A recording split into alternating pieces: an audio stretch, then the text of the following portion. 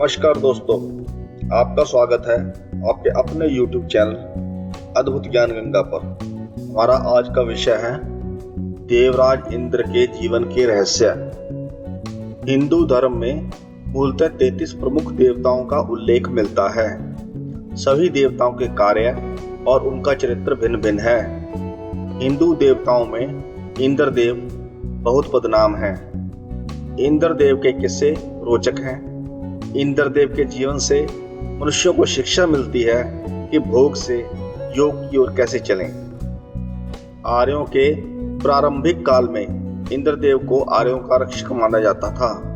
इंद्रदेव बदनाम है इसलिए क्योंकि वह इंद्रिय सुखों अर्थात भोग और ऐश्वर्य में ही डूबे रहते हैं और उनको हर समय अपने सिंहासन की ही चिंता सताती रहती है, क्योंकि वह स्वर्ग के राजा हैं, देवताओं के अधिपति हैं और उनके दरबार में सुंदर अप्सराएं नृत्य कर और गंधर्व संगीत से उनका मनोरंजन करती हैं। इंद्र की अपने सौतेले भाइयों से लड़ाई चलती रहती है, जिसे पुराणों में देवासुर संग्राम के नाम से जाना जाता है।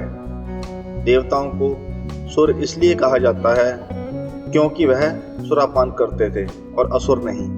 वैसे इंद्र तो कई हुए हैं, लेकिन कहते हैं कि शचीपति इंद्र एक मनवंतर तक स्वर्ग के स्वामी थे। उन्हें 71 दिव्य युगों तक दिव्य लोकों का साम्राज्य प्राप्त रहा। हम जिस इंद्र की बात कर रहे हैं वह अदिति पुत्र और शची के पति देवराज हैं। इंद्र का जन्म। इंद्र की माता का नाम अदिति था।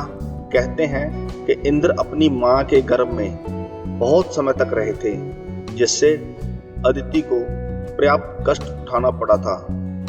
लेकिन अधिक समय तक गर्भ में रहने की वजह से ही वह अत्यधिक बलशाली और पराक्रमी हुए। इंद्र की माता का नाम अदिति और पिता का नाम कश्यप था। इसी तरह इंद्र के सौतेले भाइयों की माता का नाम दिति और पिता कश्यप थे। ऋषि कश्यप की कई पत्नियां थी, जिनमें से 13 प्रमुख थी। उन्हीं में से प्रथम अदिति के पुत्र आदित्य कहलाए और द्वितीय दिति के पुत्र दैत्य।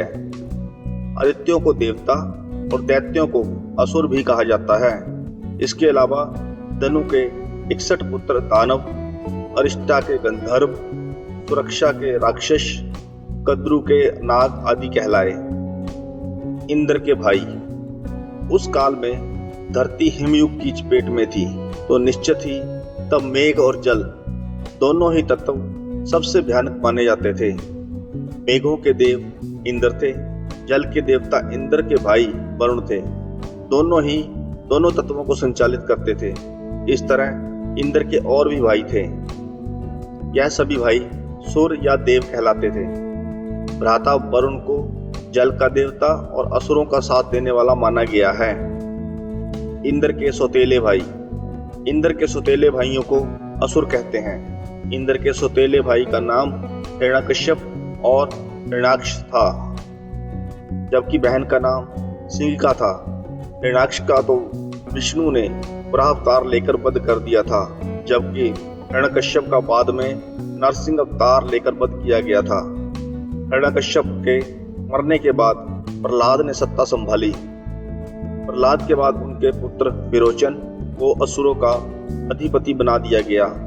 विरोचन के बाद उसका पुत्र महाबली असुरों का अधिपति बना। इंद्र की पत्नी और पुत्र। इंद्र का विवाह असुर राज पुलोमा की पुत्री शची के साथ हुआ था। इंद्र की पत्नी बनने के बाद उन्हें इंद्राणी कहा जाने लगा। इंद्राणी के पुत्रों के नाम भी वेदों में मिलते हैं। उनमें से ही 2 वसुक्त तथा वृषा ऋषि हुए, जिन्होंने वैदिक मंत्रों की रचना की। कहाँ था इंद्रलोक? जब संपूर्ण धरती बर्फ से ढकी हुई थी और बस कुछ ही जगह रहने लायक बची थी। उसमें से एक था देवलोक, जिसे इंद्रलोक या स्वर्गलोक भी कहते हैं। यह लोक हिमालय के उत्तर में था। सभी देवता, गंधर्व, यक्ष और अप्सरा आदि देव या देव समर्थक जातियां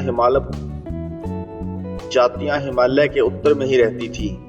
उपयुक्त जलवायु होने से युद्ध कर इस क्षेत्र पर सभी अपना अधिकार चाहते थे और यहाँ रहने के लिए सभी प्रयत्नशील थे। इंद्र यहाँ का राजा था और उसने अपने साम्राज्य का विस्तार हिमालय के दक्षिण में भी सभी हिमालयवर्ती राज्य पर जमा रखा था। कुछ ही जगहों पर नगरों का निर्माण हुआ था, बाकी संपूर्ण भारतवर्ष समुद्र के जल और भयानक जंगलों से भरा पड़ा था, जहाँ कई अन्य तरह की जातियां प्रजातियां निवास करती थी। सुर और असुर के अलावा नाग, वानर, किरात, रीछ, मल, किन्नर, राक्षस आदि प्रजातियां भी निवास करती थी। उक्त सभी ऋषि कश्यप की संतानें थी। सुर और असुर उस काल में देवताओं के अधिपति शचीपति इंद्र थे, गुरु बृहस्पति और विष्णु परम इष्ट थे। दूसरी ओर दैत्यों के अधिपति हिरण्याक्ष और हिरण्यकश्यप के बाद विरोचन अधिपति थे। गुरु शुक्राचार्य और शिव परम इष्ट थे। एक और जहां देवताओं के भवन अस्त्र आदि के निर्माण करता विश्वकर्मा थे, तो दूसरी ओर असुरों के भवन अस्त्र आदि के निर्माण करता मैदानव थे। इंद्र के भ्राताश्री वरुण देव देवता और असुर दोनों को प्रिय हैं। वेदों में इंद्र की स्तुति में गाए गए मंत्रों की संख्या सबसे अधिक है। इंद्र के बाद अग्नि, सोम, सूर्य, चंद्र, अश्विन, वायु, वरुण, उषा आदि के नाम आते हैं। अधिकांश मंत्रों में इंद्र एक पराक्रमी योद्धा की भांति प्रकट होते हैं। उनकी अधिक रुचि सोमपान में है। अग्नि, सोम आदि देवगण सोमपान तो करते हैं, लेकिन इंद्र को छोड़कर वेदों में वार्तालाप करते और खुद के कार्यों की प्रशंसा करते हुए उन्हें कभी प्रस्तुत नहीं किया गया है। मेघों के इंद्र। बादलों के कई प्रकार हैं, उनमें से एक बादल का नाम भी इंद्र है। कुछ प्रसंगों में इंद्र को मेघों के देवता के रूप में प्रस्तुत किया गया है, लेकिन ऐसी कल्पना इसलिए है क्योंकि वह पार्वत्य प्रदेश के निवासी थे और पर्वतों पर ही मेघों का निर्माण होता है। यह भी माना जाता है कि उनके पास एक ऐसा अस्त्र था जिसके प्रयोग के बल पर वह मेघों और बिजलियों को कहीं भी गिराने की क्षमता रखते थे। वैदिक काल में युद्ध विद्या अत्यंत विकसित थी। सैनिकगण घोड़े की सवारी करते थे और धनुष बाण उन दिनों के सर्वाधिक प्रचलित अस्त्र थे। इंद्र नाम से वेदों में कई युद्धों और कार्यों का वर्णन मिलता है। संभव है कि यह युद्ध और कार्य एक ही इंद्र नामधारी व्यक्ति द्वारा संपन्न ना होकर विभिन्न इंद्रों द्वारा विभिन्न कालों में संपन्न किए गए हों। इंद्र का चरित्र और कार्य। इंद्र को सभी देवताओं का राजा माना जाता है। वही वर्षा पैदा करता है और वही स्वर्ग पर शासन करता है। वह बादलों और विद्युत का देवता है। सफेद हाथी पर सवार इंद्र का अस्त्र वज्र है, जो अदिति ऋषि की हड्डियों से बना है। इस वज्र के माध्यम से इंद्र मेघ और बिजली को अपने तरीके से संचालित कर अपने शत्रुओं पर प्रहार करने की क्षमता रखता था। इंद्र के बल, पराक्रम और अन्य कार्यों के कारण उनका नाम ही एक पद बन गया था। अब जो भी स्वर्ग पर अधिकार प्राप्त कर लेता था, उसे इंद्र की उपाधि प्रदान कर दी जाती थी। विभिन्न कालों में विभिन्न व्यक्ति उस पद पर आसीन होते थे। जो भी व्यक्ति उस पद पर आरूढ़ हो जाता था, उसके हाथ में सर्वोच्च सत्ता आ जाती थी। असुरों के राजा बलि भी इंद्र बन चुके हैं और रावण पुत्र मेघनाद ने भी इंद्र पद हासिल कर लिया था। इंद्र की पत्नी इंद्राणी कहलाती है। इंद्र के जीवन से जुड़ी घटनाएं। इंद्र के जीवन से जुड़ी घटना। इंद्र और विरोचन का आत्मज्ञान। छांदोग्य उपनिषद के अनुसार इंद्र और विरोचन दोनों आत्मज्ञान की अभिलाषा से प्रजापति ब्रह्मा जी के पास शिक्षा लेने गए थे। कई वर्षों तक दोनों ने साथ में ही अध्ययन किया था, क्योंकि दोनों ने सुन रखा था कि आत्मज्ञान प्राप्त करने के बाद व्यक्ति अजर अमर हो जाता है। दोनों ईर्ष्या भाव से इस ज्ञान को प्राप्त करने की होड़ में लगे थे। दोनों ने 32 वर्ष तक ब्रह्मचर्य पालन किया। उसके बाद प्रजापति ने उनके आने का प्रयोजन पूछा। उनकी जिज्ञासा जानकर प्रजापति ने उन्हें जल से अपूरित सकोरे में देखने के लिए कहा और कहा कि वही आत्मा है। सकोरों में दोनों अपना अपना प्रतिबिंब देखकर संतुष्ट होकर चल पड़े। प्रजापति ने सोचा कि देव हो या असुर, आत्मा का साक्षात्कार किए बिना उनका पराभव होगा। विरोचन संतुष्ट मन से असुरों के पास पहुंचे और उन्हें बताया कि आत्मा यानी देह ही पूजनीय है। आत्मा की शक्ति बढ़ाकर और उसको संतुष्ट करके मनुष्य दोनों लोक प्राप्त कर लेता है। देवताओं के पास पहुंचने से पूर्व ही इंद्र ने सोचा कि सकोरे में आभूषण पहनकर सज्जित रूप दिखता है।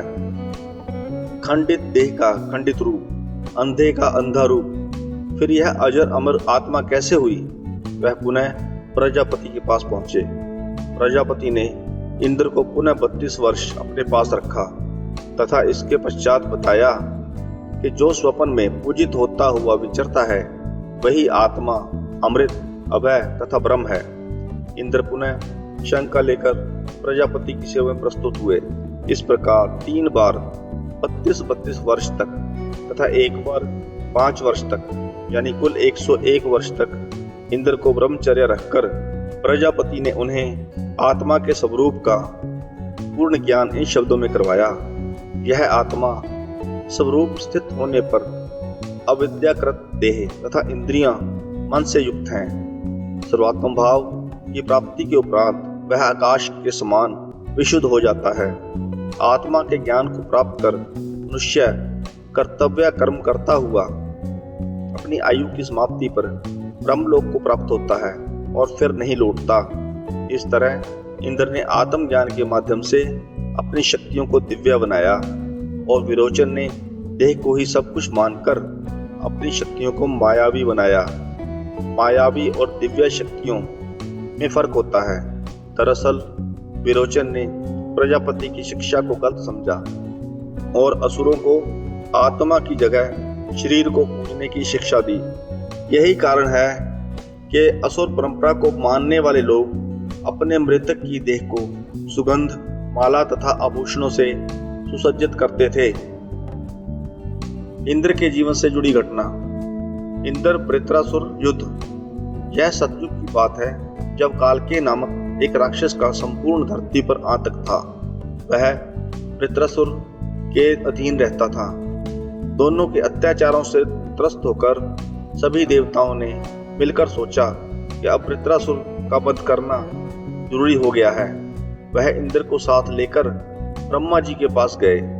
ब्रह्मा जी ने उनकी पूरी बात सुनने के बाद उनसे कहा कि मैं तुम्हें वृत्रासुर के वध का उपाय बताता हूँ। पृथ्वी पर दीच नाम के एक ऋषि रहते हैं जो स्वभाव से बहुत उदार हैं। तुम सब उनसे जाकर वर मांगो। जब वह तुम्हें वर देने को तैयार हो जाएं, तब उनसे कहना कि तीनों लोक के हित के लिए आप हमें अपनी हड्डियां दे दीजिए। तब वह देह त्याग कर तुम्हें अपनी हड्डियां दे देंगे। तुम उन हड्डियों से एक 6 दांतों वाला बहुत भयानक वज्र बनाना। उस वज्र से इंद्र वृत्रासुर का वध कर सकेगा। ब्रह्मा जी के इस प्रकार कहने के बाद सभी देवता सरस्वती के दूसरे तट पर ऋषि दधीच के पास गए। देवताओं ने दधीच से प्रार्थना की। सभी की प्रार्थना पर ऋषि दधीची ने शरीर त्याग दिया। ब्रह्मा जी के आदेश के अनुसार सभी देवता ऋषि दधीची की हड्डियां विश्वकर्मा जी के पास ले गए। विश्वकर्मा जी ने उनकी हड्डियों से एक वज्र तैयार किया और उस वज्र को इंद्र को देकर कहा कि अब तुम इस वज्र से वृत्रासुर का वध कर सकते हो। वृत्रासुर एक शक्तिशाली असुर था जिसने आर्यों के नगरों पर कई बार आक्रमण करके उनकी नाक में दम कर रखा था। उसके बाद देवताओं ने वृत्रासुर पर हमला बोल दिया और उनसे उनका घोर युद्ध हुआ। अंत में इंद्र ने मोर्चा संभाला और जब इंद्र ने अपनी पूर्ण शक्ति के साथ वृत्रासुर पर वज्र का प्रहार किया तो वह गिर पड़ा। वज्र की चोट से वह कुछ ही समय बाद मारा गया। इस प्रकार वृत्रासुर का वध हुआ। इंद्र के इस वीरतापूर्ण कार्य के कारण चारों ओर उनकी जय जयकार और प्रशंसा होने लगी थी। प्रसिद्ध पौराणिक पात्र वृत्र के वंशज हिरण्यकश्यप का पुत्र प्रहलाद था, और प्रहलाद का पुत्र विरोचन था, और विरोचन का पुत्र बाली था। मोटे तौर पर वृत्र या मेघ ऋषि के वंशजों को मेघवंशी कहा जाता है। पौराणिक कथाओं में जिन मानव समूहों को असुर, दैत्य, राक्षस, नाग आदि कहा गया है, वह सिंधु घाटी सभ्यता के मूल निवासी थे और मेघवंशी थे। इंद्र के जीवन से जुड़ी घटना। इंद्र शंबर युद्ध। इंद्र का एक महत्वपूर्ण युद्ध शंबर के साथ हुआ था। इंद्र ने शंबर के साथ युद्ध क्यों किया था? दरअसल दक्षिण में दंडक वन में शंबर का राज्य था और शंबर मायावी युद्ध में विशेष रूप से पारंगत था। उसे शंबासुर कहते थे। देवराज इंद्र ने राजा दशरथ से शंबासुर को मारने के लिए सहायता का अनुरोध किया था। रानी कैकेयी ने भी इस युद्ध में दशरथ का साथ दिया था। इसी युद्ध में रानी कैकेयी ने राजा दशरथ की जान बचाई थी, जिसके एवज में दशरथ ने उनसे कोई एक वर मांगने को कहा था। लेकिन कैकेयी ने यह कहकर टाल दिया, जब वक्त पड़ेगा तब मांग लूंगी। अंत में उन्होंने भगवान राम को 14 वर्ष का वनवास भेजने का वर मांग लिया था। शंबर ने असुर सभ्यता के विस्तार के लिए 99 नगरों की रचना की थी और वह नगर अत्यंत समृद्ध तथा ऐश्वर्यशाली थे। नगरों को पहले पुरियां कहते थे। इंद्र का जब उससे युद्ध हुआ तो उसकी समस्त पुरियां नष्ट हो गई। इंद्र ने 100वीं पुरी को अपने निवास के लिए रखकर शेष सबको अपने वज्र से नष्ट कर दिया था। इसी कारण इंद्र को पुरंदर कहा जाने लगा। इंद्र के जीवन से जुड़ी घटना। दुर्वासा ऋषि का श्राप। एक बार इंद्र उन्मत्त होकर सुरापान करने के बाद एकांत में रंभा के साथ क्रीड़ा कर रहे थे। तभी दुर्वासा मुनि अपने शिष्यों के साथ उनके यहाँ पहुंचे। इंद्र ने अतिथि सत्कार किया। दुर्वासा ने आशीर्वाद के साथ एक पारिजात पुष्प इंद्र को दिया। वह पुष्प विष्णु से उपलब्ध हुआ था। ऐश्वर्य के चलते अभिमानी इंद्र ने वह पुष्प अपने हाथी के मस्तक पर रख दिया। पुष्प के प्रभाव से हाथी अलौकिक गरिमा युक्त होकर जंगल में चला गया। इंद्र उसे संभालने में असमर्थ रहे। जब दुर्वासा ने देखा कि इंद्र ने मेरे द्वारा दिए गए फूल की उपेक्षा की है, तब वह क्रोधित हो उठे और उन्होंने इंद्र को श्रीहीन होने का शाप दे डाला। उनके श्राप के चलते असुरों ने स्वर्ग पर आक्रमण कर दिया और इंद्र की सत्ता और उसका ऐश्वर्य नष्ट हो गया। इंद्र घबराकर पहले बृहस्पति की ओर फिर ब्रह्मा की शरण में पहुंचे। अंत में समस्त देवता विष्णु जी के पास गए। तब विष्णु ने अमृत को चखने का विकल्प बताया और समुद्र मंथन करने की बात कही। तब विष्णु ने इंद्र को बलि के साथ समुद्र मंथन करने की तैयारी की आज्ञा दी और लक्ष्मी को समुद्र की पुत्री होने की आज्ञा दी। अतः लक्ष्मी समुद्र में चली गई। विष्णु ने लक्ष्मी के परित्याग की विभिन्न स्थितियों का वर्णन करके सभी देवताओं को समुद्र मंथन करने का आदेश दिया। मंथन से जो अनेक रत्न निकले, उनमें लक्ष्मी भी थी। इस प्रकार जब अंत में अमृत निकला तो उसे लेने और पीने के लिए सुर और असुरों में लड़ाई शुरू हो गई। अंत में भगवान विष्णु ने मोहिनी बनकर सभी देवताओं को अमृत पिला दिया और वह अजर अमर हो गए। इसमें इंद्र भी शामिल थे। इंद्र के जीवन से जुड़ी एक और घटना। यवक्रीत का हट। महाभारत काल में भारद्वाज और रैभ्य दो बड़े तपस्वी थे। दोनों जंगल में पास पास बने आश्रमों में रहते थे। दोनों में गहरी मित्रता थी। रैभ्य के दो पुत्र थे, परावसु और अर्वावासु। दोनों वेदज्ञ थे और उनकी विद्वता की चर्चा दूर दूर तक होती थी। भारद्वाज ज्यादातर तपस्या में ही समय बिताते थे। उनका एक पुत्र था जिसका नाम था यवक्रीत। यवक्रीत ने देखा कि ब्राह्मण लोग रैभ्य का जितना आदर करते थे उतना मेरे पिता का नहीं करते। रैभ्य और उनके पुत्रों की विद्या और चर्चा अधिक होने के कारण यवक्रीत को ठीक नहीं लगा। अपनी इस समस्या से छुटकारा पाने के लिए यवक्रीत ने देवराज इंद्र की तपस्या करनी शुरू कर दी। यवक्रीत ने कठिन तप किया। उसके तप को देखते हुए देवराज इंद्र उसके पास अवतरित हुए। उन्होंने यवकृत से पूछा, यवकृत, तुम किस उद्देश्य के लिए तप कर रहे थे? तब यवकृत ने कहा, देवराज, मुझे संपूर्ण वेदों का ज्ञान अचानक हो जाए, और वह भी इतना कि अभी तक किसी ने अध्ययन भी न किया हो।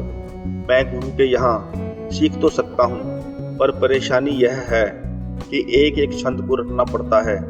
इसलिए आप मुझे ऐसा वरदान दें कि वेद मुझे कंठस्थ हो जाएं। यह सुनकर इंद्र हंस पड़े। उन्होंने कहा कि ऋषि कुमार, तुम उल्टे रास्ते पर चल पड़े हो। अच्छा यही है कि किसी योग्य आचार्य के यहाँ उसके शिष्या बनकर रहो और अपने परिश्रम से वेदों का अध्ययन करो और विद्वान बनो। यह कहकर देवराज इंद्र चले गए, किंतु यवकृत ने अपना हठ नहीं छोड़ा। वह फिर से तप करने लगा। उसके तप से निकलने वाले तेज के कारण देवताओं को काफी परेशानी होने लगी। उसकी कठिन तपस्या को देखते हुए देवराज इंद्र फिर से यवकृत के पास उपस्थित हुए। उन्होंने कहा कि मुनि कुमार, तुमने बिना सोचे समझे यह हठ ठाना है। तुम्हारे पिता वेदों के ज्ञाता हैं, उनसे तुम वेद सीख सकते हो। जाओ और आचार्य से वेद सीखकर महर्षि बनो, शरीर को व्यर्थ कष्ट ना पहुंचाओ।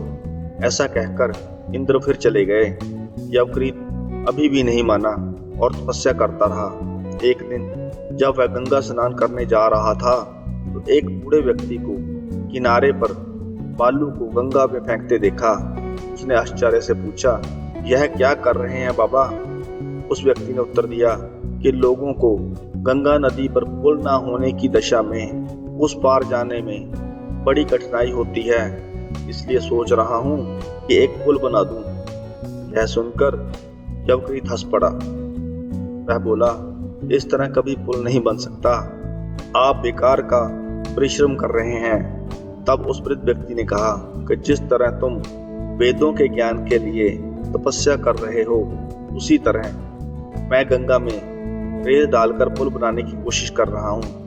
यवकृत समझ गया कि यह वृद्ध कोई और नहीं देवराज इंद्र हैं। उसे ज्ञान हो गया। यवकृत ने अपनी गलती के लिए देवराज से माफी मांगी और वह वेदों के अध्ययन के लिए लौट आया। इस तरह इंद्र के संबंध में सैकड़ों कहानियां और कथाएं हैं जो किसी एक इंद्र से जुड़ी ना होकर अलग अलग काल में हुए 14 इंद्रों से संबंध में हैं।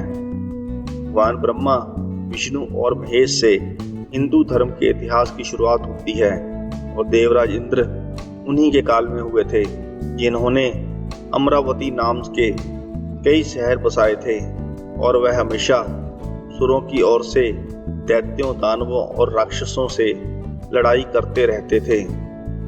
अगर आपको यह कहानी अच्छी लगी हो तो वीडियो को लाइक करें, चैनल को सब्सक्राइब करें। कहानी को अंत तक सुनने के लिए आपका धन्यवाद।